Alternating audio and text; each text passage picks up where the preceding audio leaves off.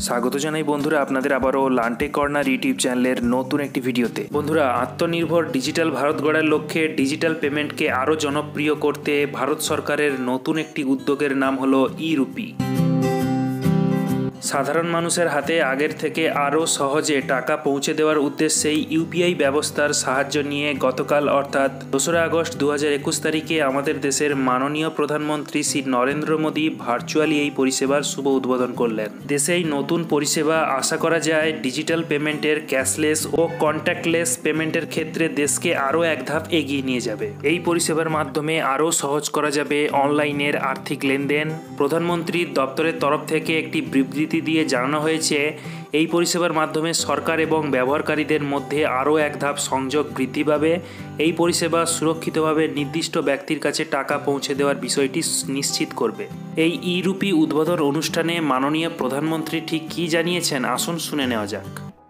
साथियों, minimum government maximum governance के सिद्धांतों पर चलते हुए सरकार और जनता के बीच, सिस्टम और सुविधाओं के बीच, समस्याओं और सर्विस के बीच गैप कम करना, इनके बीच की मुश्किलें खत्म करना और जन सामान्य की सुविधा बढ़ाना ये समय की मांग रहा है।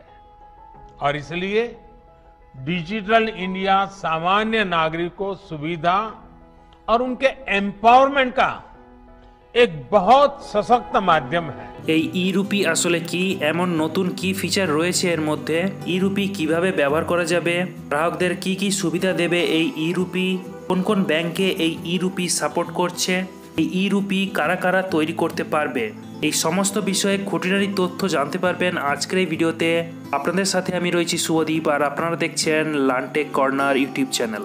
আপনি যদি এই চ্যানেলের নতুন ভিডিও দেখে থাকেন তাহলে অবশ্যই লান্টেক কর্নার ইউটিউব চ্যানেলটিকে সাবস্ক্রাইব করে পাশে থাকা বেল নোটিফিকেশন বাটনটিকে প্রেস করে এখানে অল করে রাখুন, যাতে করে এই ধরনের ইনফরমেটিভ ভিডিওর নোটিফিকেশনগুলো আপনারা কখনো মিস না করেন।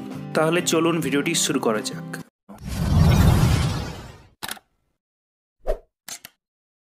এই ই-রুপি আসলে এক ধরনের প্রিপেড ভাউচার বলতে পারেন, যে ভাউচারটি আপনি রিডিম করতে পারবেন আপনার পরিচয় ও মোবাইল নম্বর যাচাই করার মাধ্যমে। আপনার মোবাইলের ইউপিআই ব্যবহার করে যে কাউকেই ই ভাউচার হিসেবে এই ই-রুপি আপনি পাঠাতে পারবেন।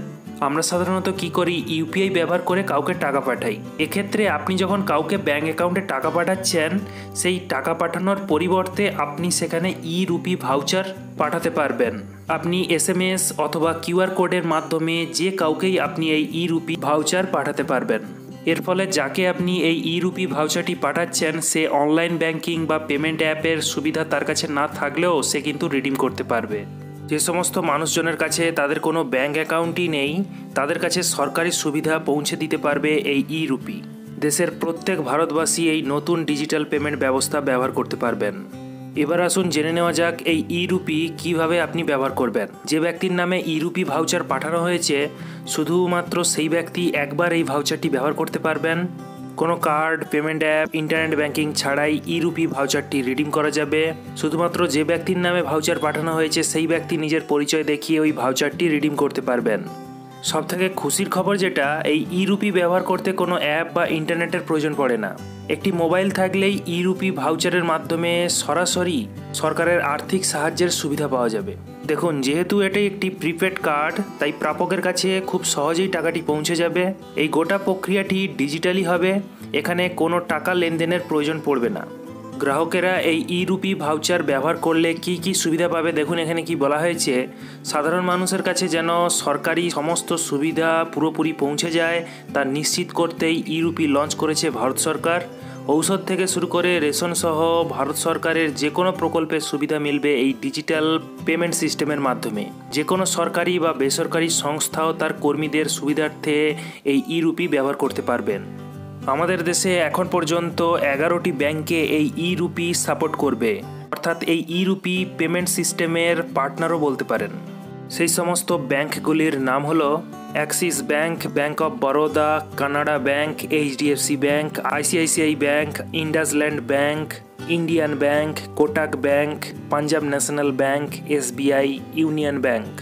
এই ব্যাংকগুলির পাশাপাশি ভারত পে, পাইন ল্যাবসও এই নতুন পেমেন্ট সিস্টেমের পার্টনার্স। এই ই রুপি তাহলে কারা তৈরি করবে?